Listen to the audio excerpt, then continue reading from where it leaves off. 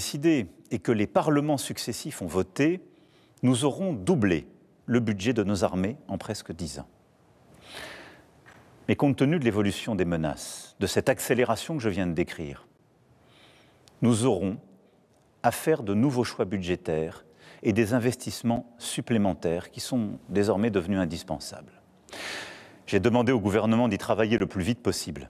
Ce seront de nouveaux investissements qui exigent de mobiliser des financements privés, mais aussi des financements publics, sans que les impôts ne soient augmentés. Pour cela, il faudra des réformes, des choix, du courage. Notre dissuasion nucléaire nous protège. Elle est complète, souveraine, française de bout en bout. Elle a, depuis 1964, de manière explicite, toujours joué un rôle dans la préservation de la paix et de la sécurité en Europe. Mais répondant à l'appel historique du futur chancelier allemand, j'ai décidé d'ouvrir le débat stratégique sur la protection par notre dissuasion de nos alliés du continent européen. Quoi qu'il arrive, la décision a toujours été et restera entre les mains du président de la République, chef des armées. Maîtriser notre destin, devenir plus indépendant, nous devons y œuvrer au plan militaire, mais aussi au plan économique. Oui, l'indépendance économique, technologique, industrielle et financière sont des nécessités. Nous devons aussi nous préparer à ce que les États-Unis décident de tarifs douaniers sur les marchandises européennes, comme ils viennent de le confirmer à l'encontre du Canada et du Mexique. Cette décision incompréhensible, tant pour l'économie américaine que pour la nôtre, aura des conséquences sur certaines de nos filières.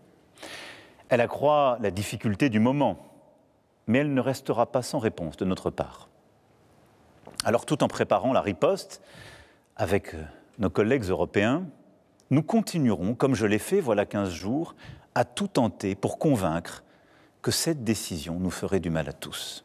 Et j'espère, oui, convaincre et en dissuader le président des États-Unis d'Amérique. Au total, le moment exige des décisions sans précédent depuis bien des décennies.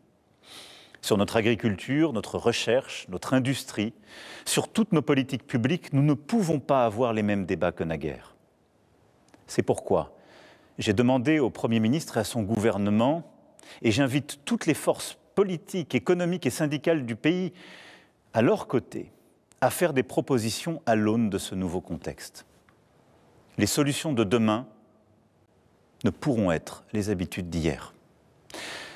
Mes chers compatriotes, face à ces défis et ces changements irréversibles, il ne faut céder à aucun excès. Ni l'excès des va-t-en-guerre, ni l'excès des défaitistes.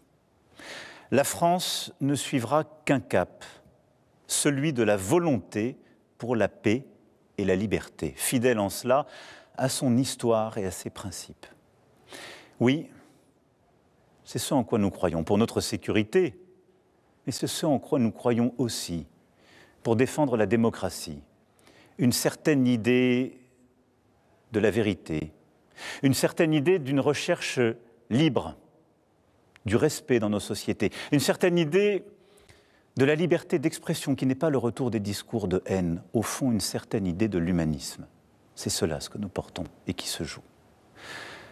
Notre Europe possède la force économique, la puissance et les talents pour être à la hauteur de cette époque.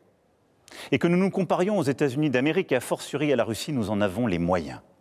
Nous devons donc agir en étant unis en Européens et déterminés à nous protéger. C'est pourquoi la patrie a besoin de vous, de votre engagement. Les décisions politiques, les équipements militaires, les budgets sont une chose, mais ils ne remplaceront jamais la force d'âme d'une nation. Notre génération ne touchera plus les dividendes de la paix. Il ne tient qu'à nous que nos enfants récoltent demain les dividendes de nos engagements. Alors nous ferons face, ensemble. Vive la République, vive la France.